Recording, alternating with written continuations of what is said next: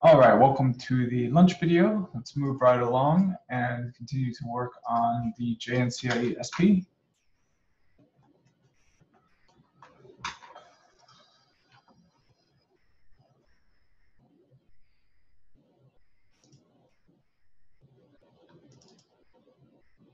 Okay, so today we're going to be moving on to a new topic. It's going to be about IGPs.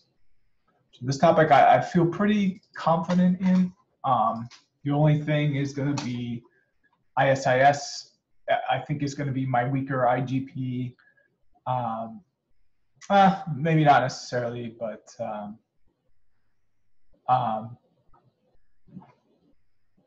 I've had fewer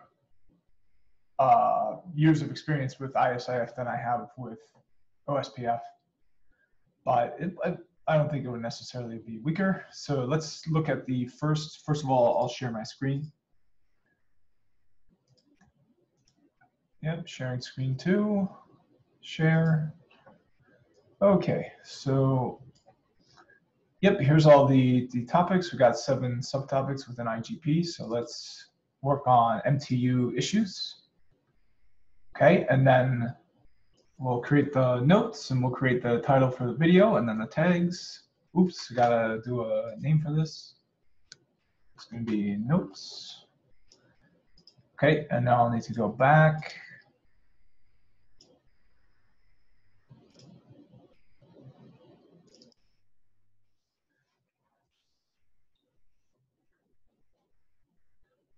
All right, so it's gonna be pretty much different, but I will use this as a template anyway.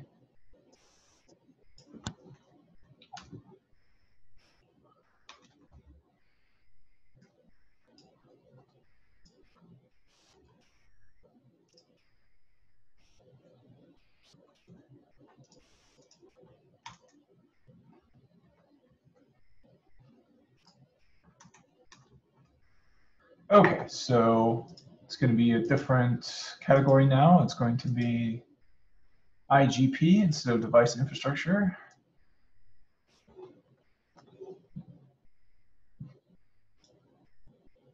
Yep, and that's a top level category. And then it's going to be configuration and troubleshooting.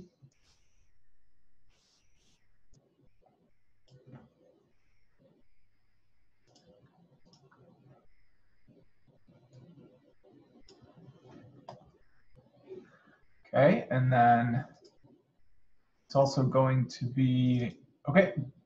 Oh, and then MTU issues. So this looks like it's the only thing that's going to be on this test is just configuration and troubleshooting of IGPs.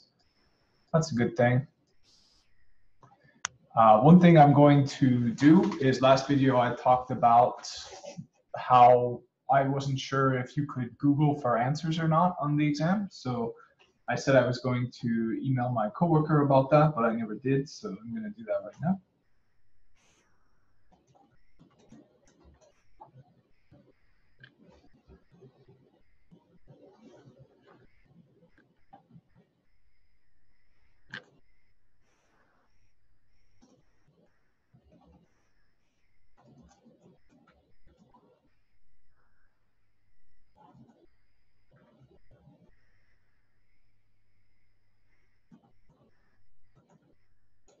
Okay, so you'll probably get back to me by the end of the day, hopefully on that. I have a feeling it's not, because what I'm asking is, can you just say, how do I configure ISIS in Google and just pull up anything you might find?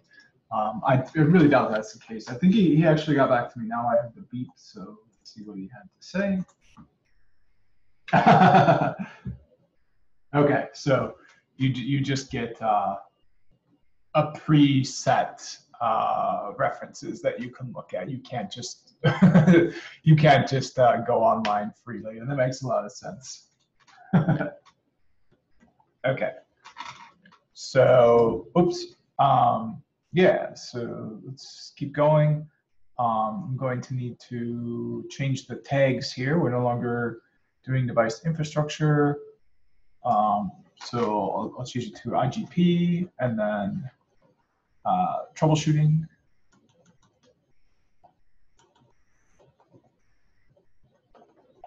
Okay, and then OSPF, IS, and BGP actually can be a part of an IGP. It's typically not, but it can be. But let's yeah. So I think this is good enough.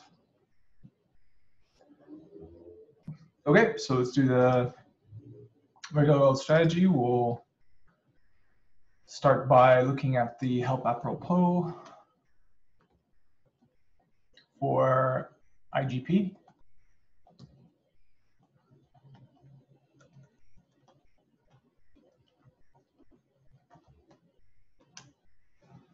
Okay, so we've got examples.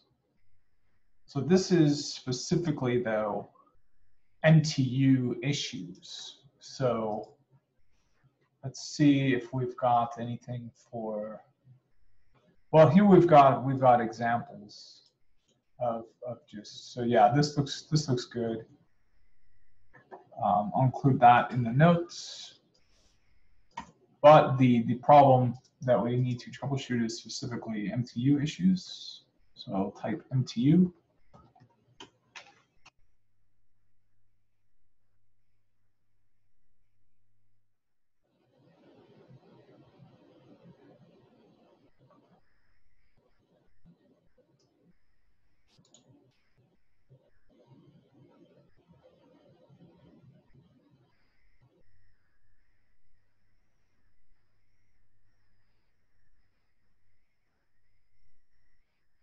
Okay, the MTU issues are going to be where the settings don't match on either side of the connection. So I think I can do this one pretty quick. But I'll do a Google search here. Aha, here we go. Troubleshooting MTU issues on Juniper. That looks good. So this looks like a Reddit article. Ah, that matched oversized. Okay. All right. So yeah, let's use this Reddit article, and any of the commands they give, those are going to be fair game to use on the exam. So this actually might be a pretty good resource. Okay, so yeah, let's use that Reddit article. Oops, we also got a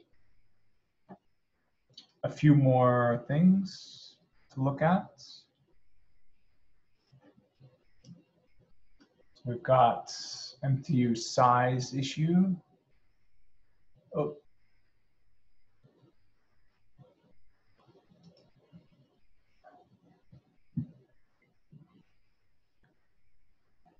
Okay, so let's set some goals. So it'll say MTU shoot goals. So we're going to have IGP with, oh, well, let's say OSPF with unmatched MTU settings. Then we're going to have IS with unmatched MTU settings. Then we'll, yeah, so let's just do that. I think that'll be enough. RIP, I'm not sure if that's even a requirement for RIP, but in any case where it's optional which one I use, I won't be using RIP anyway. So unless they specifically force me to use RIP, I won't be using RIP. I'll be using either OSPF or ISIS, most likely ISIS because I did work, according to my own experience at a service provider, ISIS is a lot better. And in fact, if you use OSPF version 2, then you've got a problem because you can't support IPv6. I'm going to change my shirt here because this is a bit too warm. I might put on the air too, so I'll be back in a few minutes. I'm going to pause. All right, I'm back, and I do apologize for not changing my shirt on camera in case anyone would have liked to see that for some reason. I'm just kidding.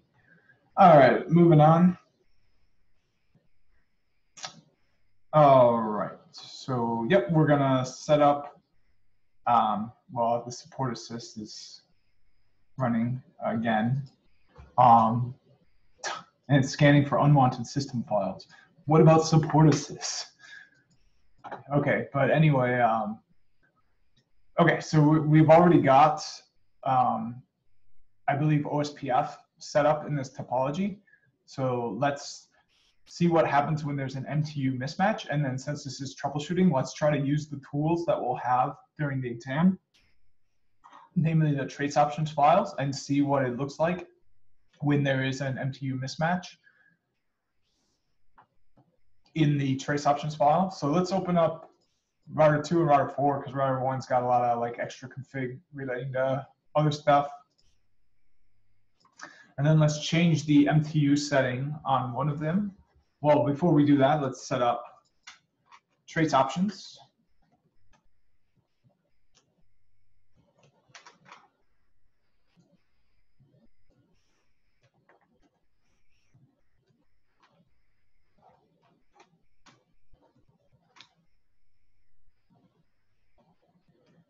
Okay, so let's do edit, protocols, OSPF, area 0.0.0.0.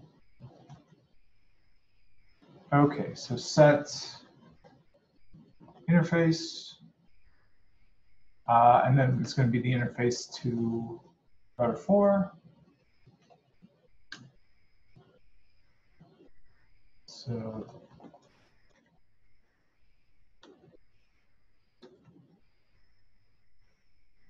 okay, so MTU. All right, so let's set it to the largest size. There's a good paper I read on MTU sizes. The larger the better, pretty much. Unless, of course, it's something like VoIP where the delay really matters. But in general, the larger the better. Well, basically for anything that's not, for anything where the data is not, well, I'll just leave. Let me just say that what I just said is not true for voice applications. You do want really small packets, small MTUs in that case. Okay, so we've got a commit, perfect. So oops, but I didn't have the, if I do show OSPF neighbor, oops, it's still full, but it's not gonna change until we've got that dead interval going up to the same level. So let's get a Wireshark capture on this too.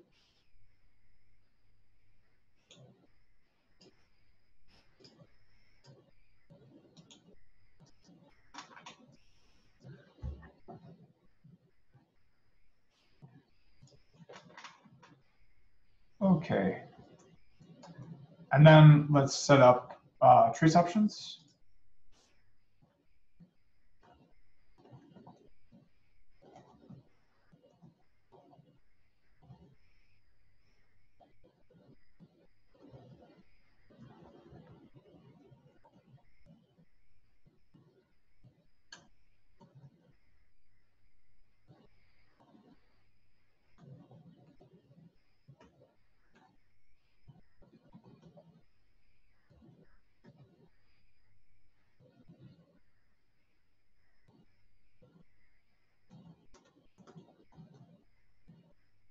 Okay, so we've got MTU.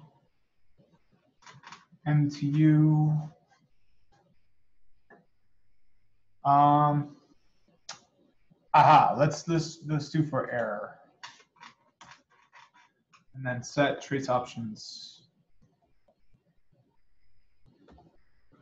file, OSPF. All right, let's call it tshoot.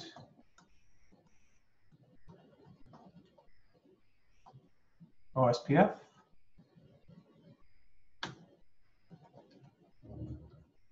Okay, and then we'll do a monitor start on that.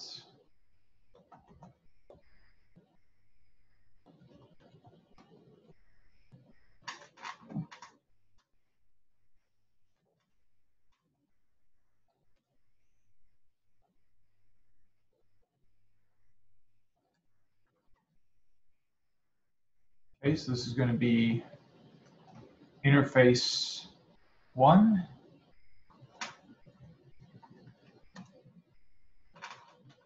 All right, so it's still full, so I don't know why it's still able to be established, even though I think those MTU sizes are different now. I guess I'll explicitly configure them to be different.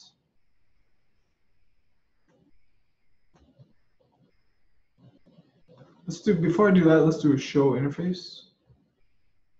Or show OSPF. Yep, interface.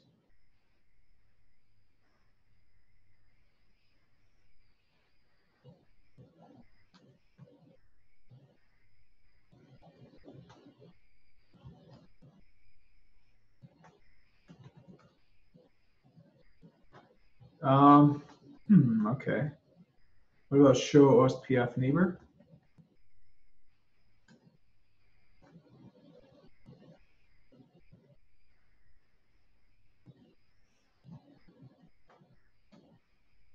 Ah, here we go.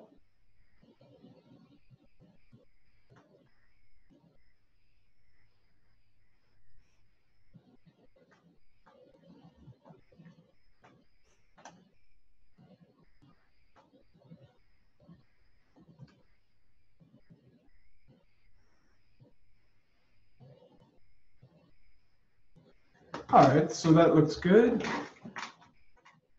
Um,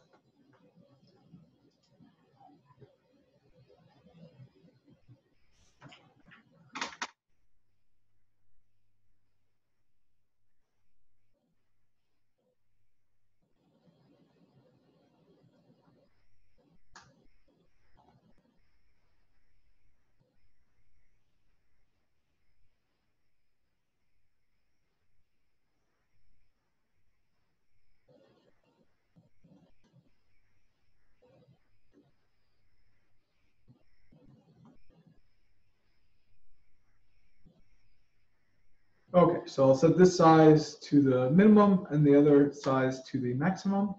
So they're obviously not the same size.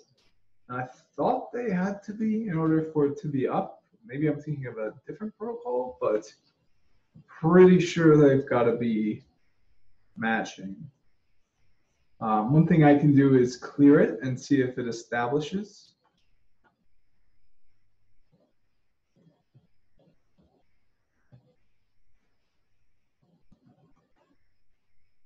Ah, there we go. So now we've got some messages triggering.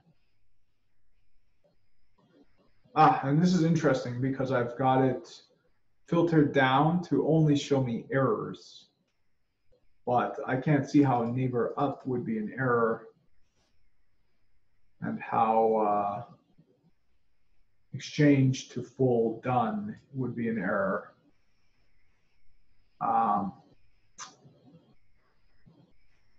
Yeah, I don't see how these are error messages. So it looks like that flag is really not accurate.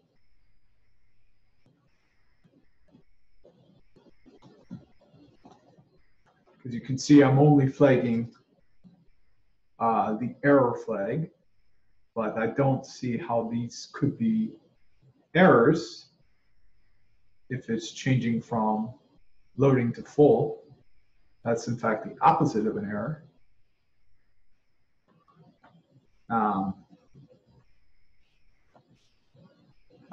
Here we go. So, so it is an error.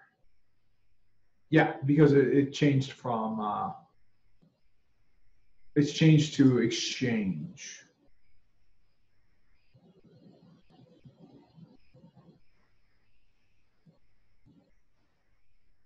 So I think that's because those MTU values do not match. I wish it would just tell me that explicitly. Let's try expanding the flags and see if there's a flag that is more useful.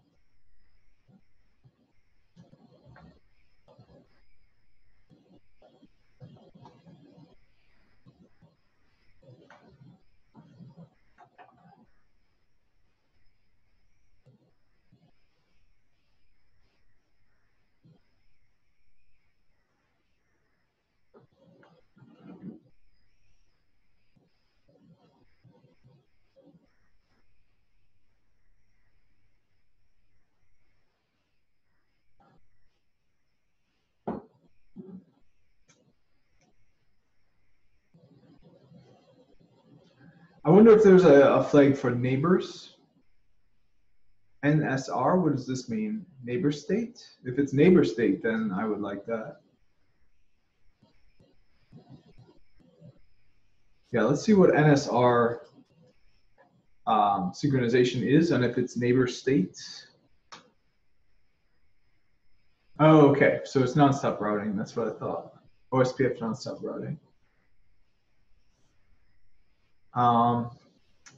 Okay.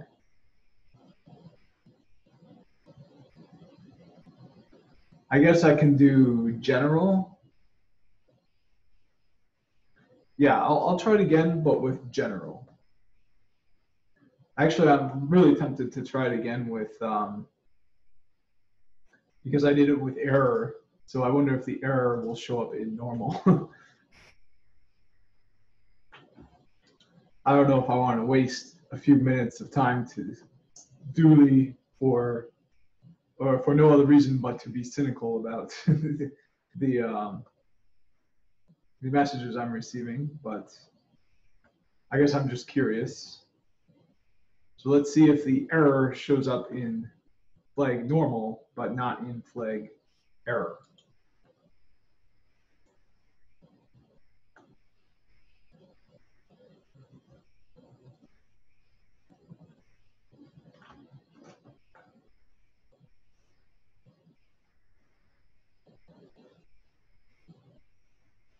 Okay, so we've got very similar messages here.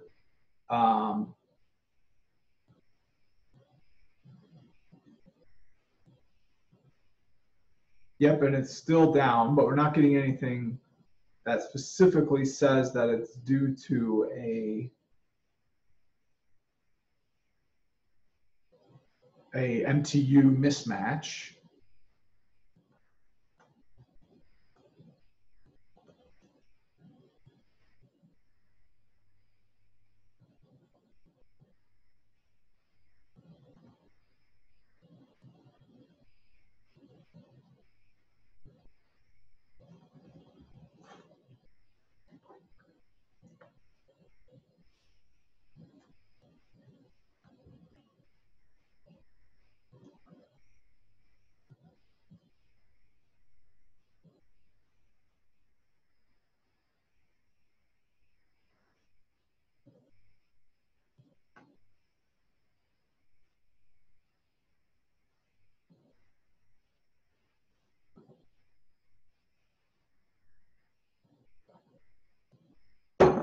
All right.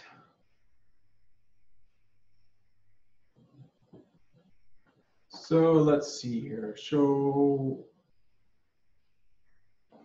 Okay. So I've got more flags to try. I'm looking for a flag that's going to show me more details as to why it went to an exchange. And hopefully it will show me that it's because there's an MTU mismatch. Let's just do all because we'll see if that's even possible to receive that message at all.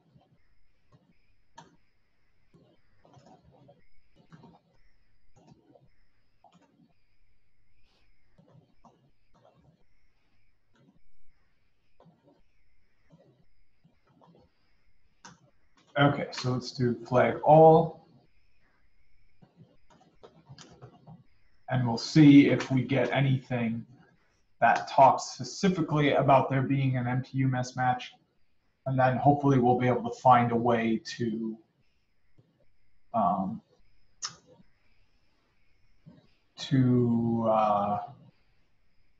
single that out specifically. Okay, so let's do the clear.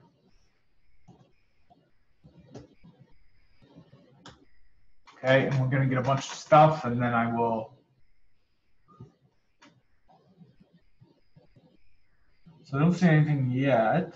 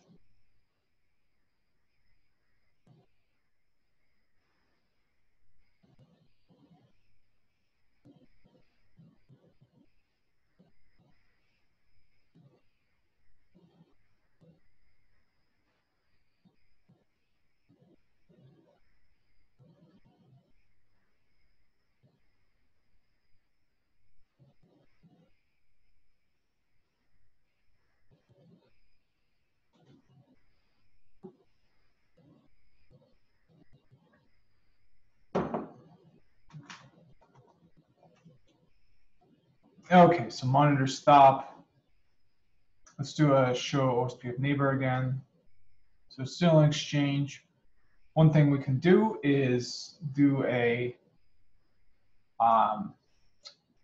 show log, and then it will be tshoot OSPF.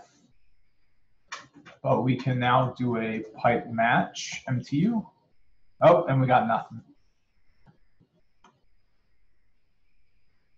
Aha. So we do have a message where it's possible. And for some reason, if I match on lowercase, it doesn't match it. But if I match on uppercase, it does match it because it appears in lowercase. Oh, I see. Okay, they were just brand new messages, I think. Or yeah. So let's do show uptime, show system uptime.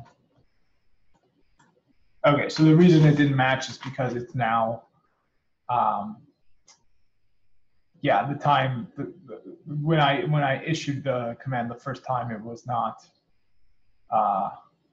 yet 15:06:04, and I received the first one of these messages at 15:06:04.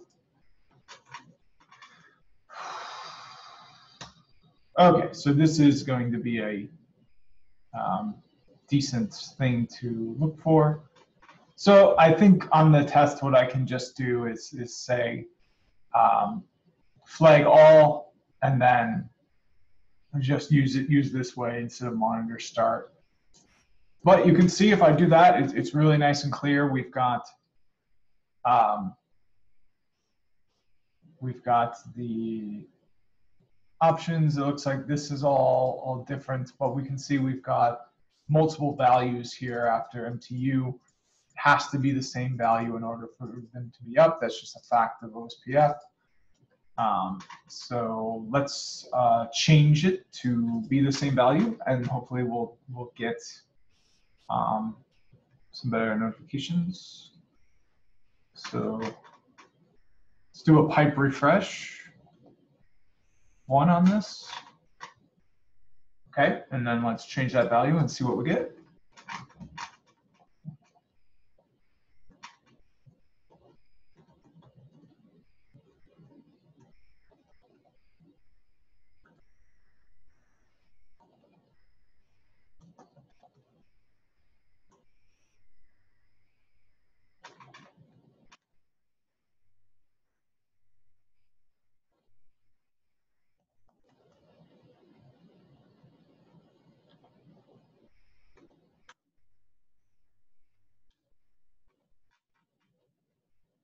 Okay.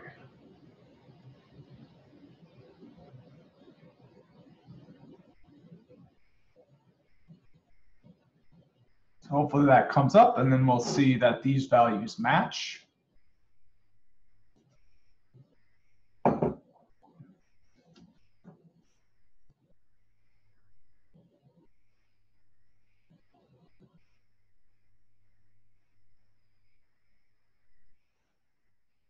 Okay, so that's interesting. So it looks like as long as it's up, we're not going to get these messages.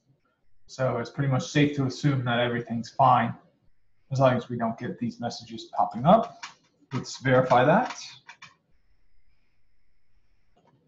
Yep, everything looks good to go. So we'll only be getting these messages if there's a problem. So this, I think, is a really good thing to know about. Just enable flag all, and then if there's, and then we'll see that. So it looks like this says options. So I wonder if the flag is going to be options. So edit protocols OSPF, set trace options flag. Nope, I don't see anything for options. So yeah, I'm not sure which flag it triggered, but if you just do all flags and then search through the file like this, this is a really easy way to tell if there's any MTU issues without having to kind of dive really deep into things. Okay, so let's change the IGP on this to ISIS. So first of all, I can mark, yep, I can mark this one done. Okay, so now this one is not done. So let's change the entire IGP of this network to ISIS, and then let's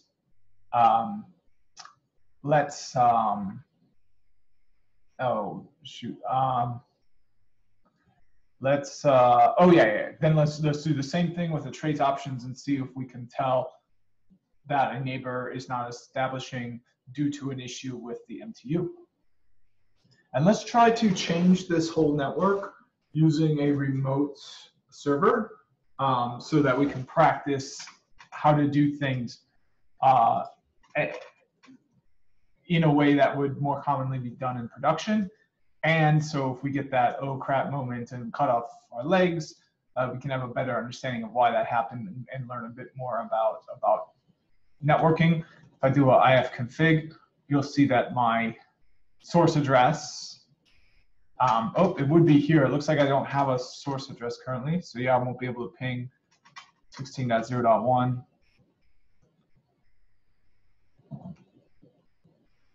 Yep, so I'm going to need to set that up. I think I'm going to do it with DHCP because I get practice doing that. And not only that, it's a lot easier in future videos to have the server set up to remotely manage those routers.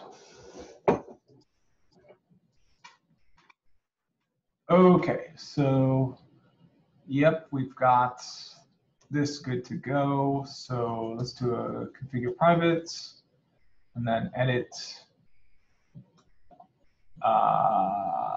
access.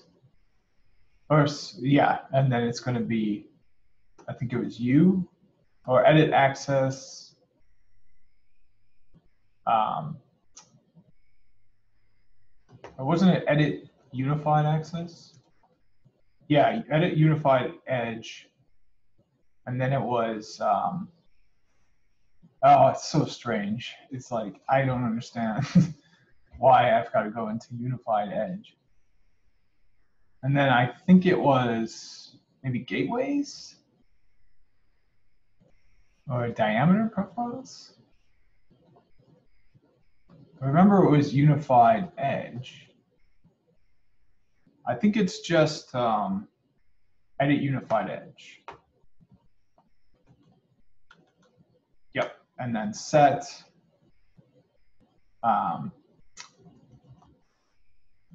Oh, this was for, I think this was for AAA. Yeah, this was for AAA. So unified edge is going to be something else. In fact, I probably wonder if I already have this set up on here.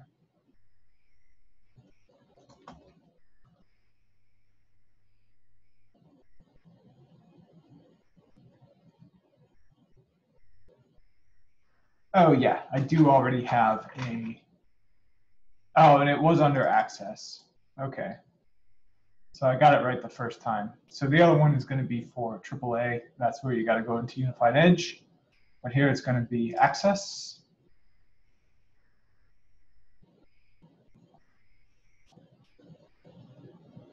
And this is interesting because I already have it set up. So I wonder why the router didn't pull an address.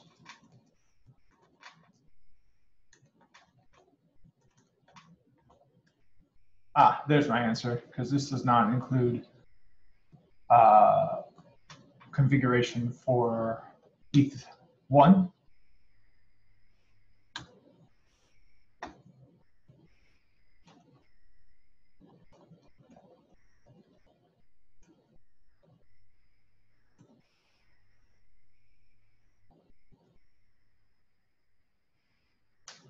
Okay, so now hopefully I can get that.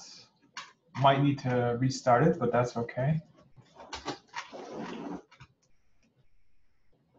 Okay, so I'll restart the server.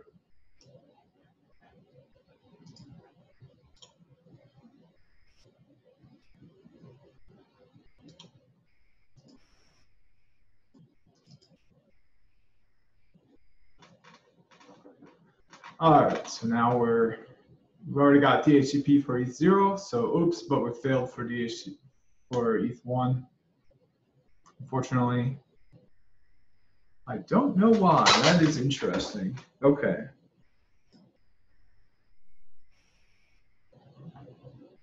So yeah, we should be getting 0.6.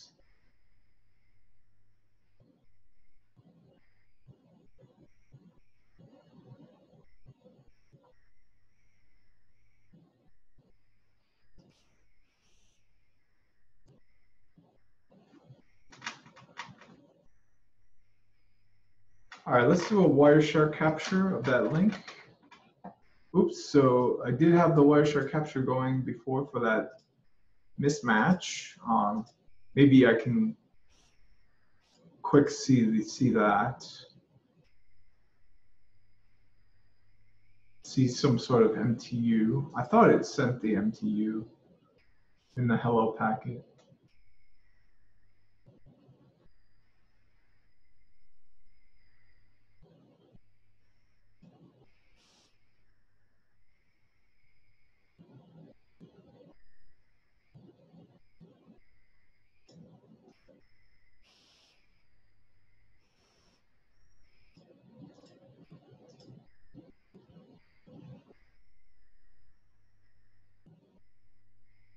Okay, well, it's not going to be here.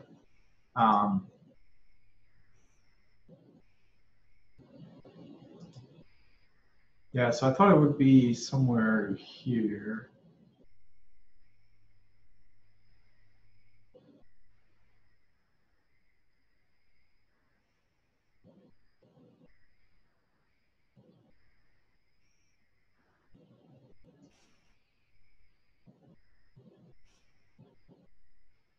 Nope, so it's not in there. All right, that's fine. Let's focus on getting that DHCP to work.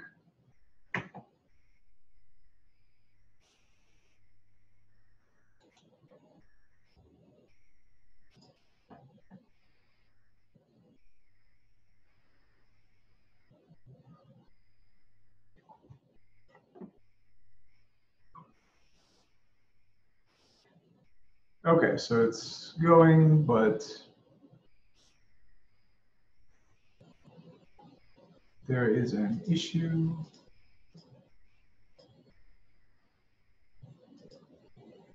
And I don't know what the issue is.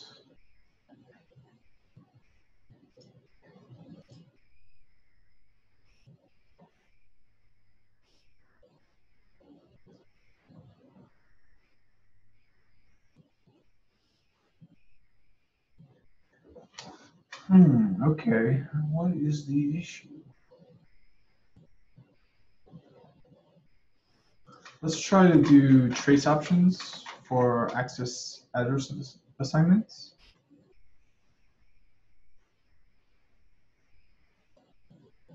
Ah, okay, I know what the issue is. So, okay, I'll do a no, and I'll do a show by compare because I don't know what I'm getting rid of. Go back 0, exit. So the issue is that router 1 already handed out an IP and marked it that it belongs to a certain MAC address.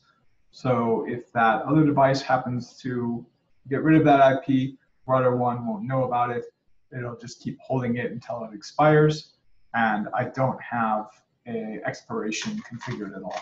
So if I do show IP DHCP or show DHCP, I think it's IP DHCP on Cisco's. Server binding. Yep, so state bound. So that's why it can't be handed out. So let's do clear DHCP server binding all. Okay, so now hopefully this one will be ready to go or not. Looks like it's not ready to go. Maybe I've got to restart it now that it's free to hand that out. Although I did see in the Wireshark Capture it was good to go.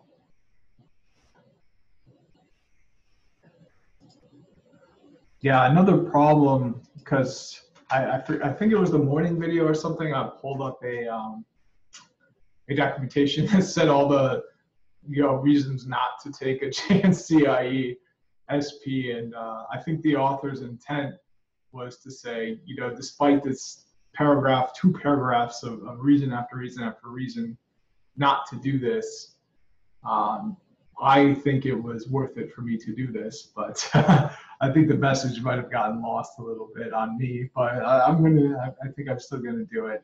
But he was missing one notable thing on there, and that's you learn about all this stuff on the job, and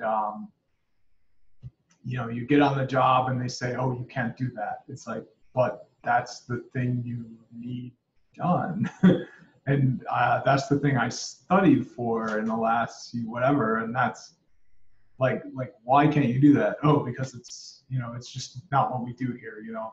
That's another reason why it might not even be worth your time to study high-level concepts like this, because if you're just told you can't do it, you can't blank out your brain, you can't unknow the truth.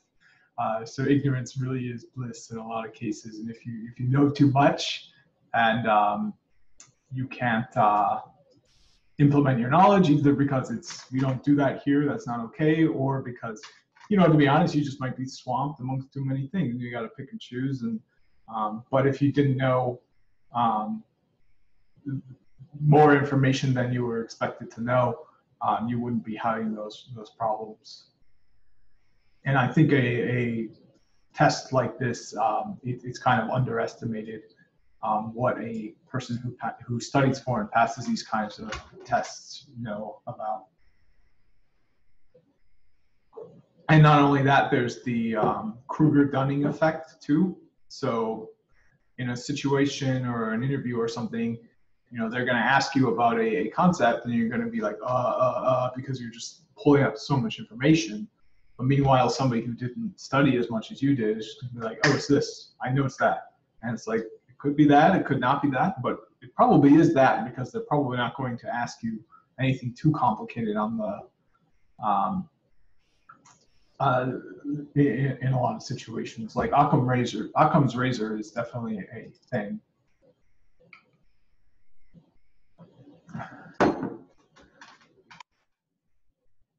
All right.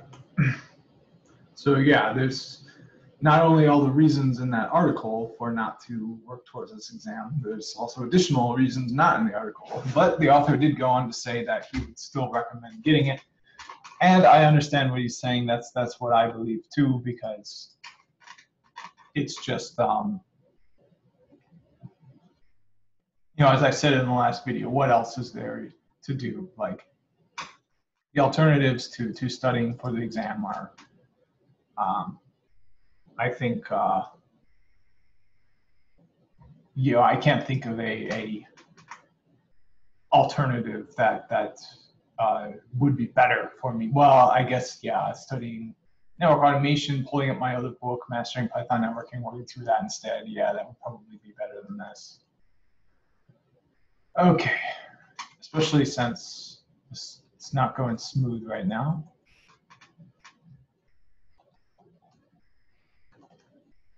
I think it just didn't save. Oh, no, it did save it. So why does it not hand it out? Is what I would like to know. Especially since I think it was working before.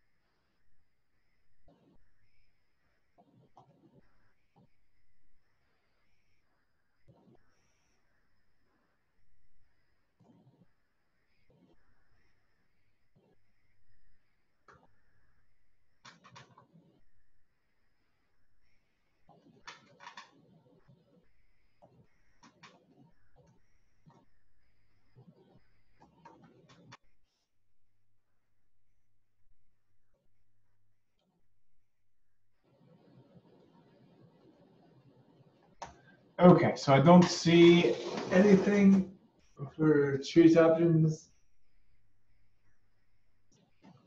I know there is a like edit system. No, edit set system services, and then there's like DHCP, but there's like a secret DHCP.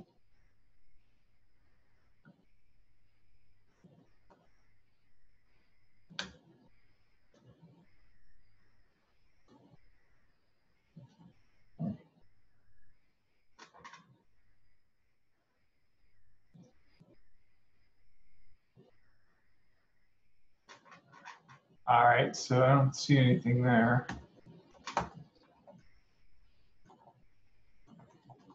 Okay, so let's pull up. I gave a shout out in the last few videos to somebody who posted really good, straightforward configuration for DHCP. So I'm not sure if it was this video series. I hope it was.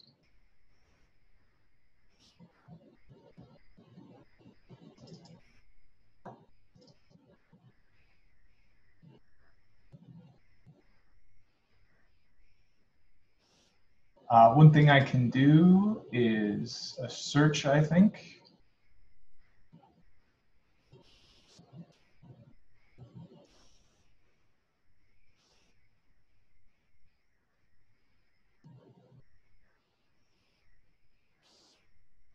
Feels like it was really like recent that I did that, but just the way, especially with the national news and all that, like it literally could have been like 10 years ago. Concept of time is just completely gone.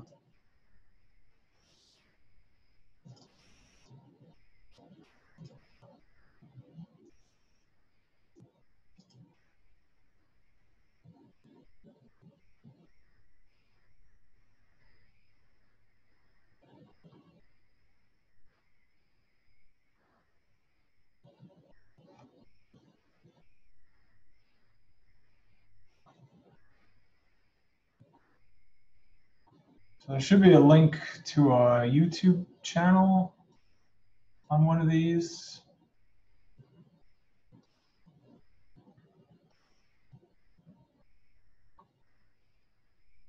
It might have been in my other video series. But actually, no, it would be in this one because my other video series wasn't about junipers.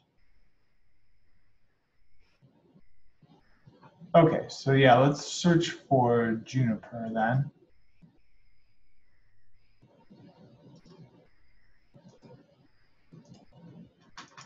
Now, hopefully I can search within this. I have a feeling I cannot, though. So, nope, I don't see anything. First of all, I'm not searching just within my hierarchy, of course. Can I do like a JNCIE-SP?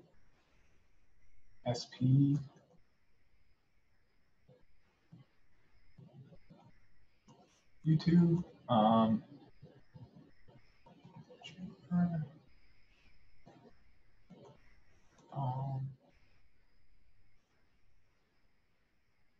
Straightforward.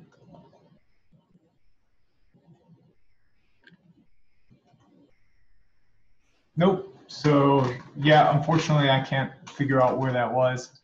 I thought it was on here somewhere, but yeah, I can't find it. I guess one thing I can do is search through my just on my channel. So I can go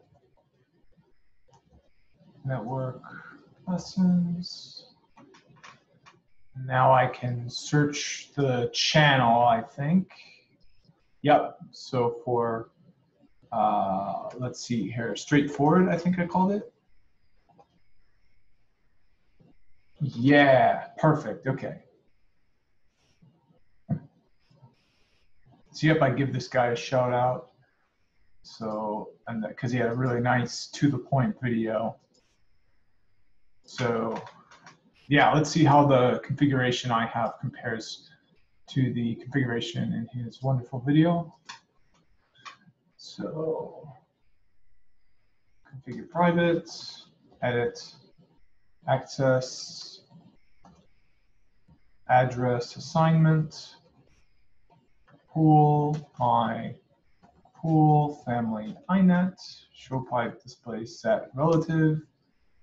Okay, so I've got least time infinite, I've got router. I am missing the name server. I don't think that matters though.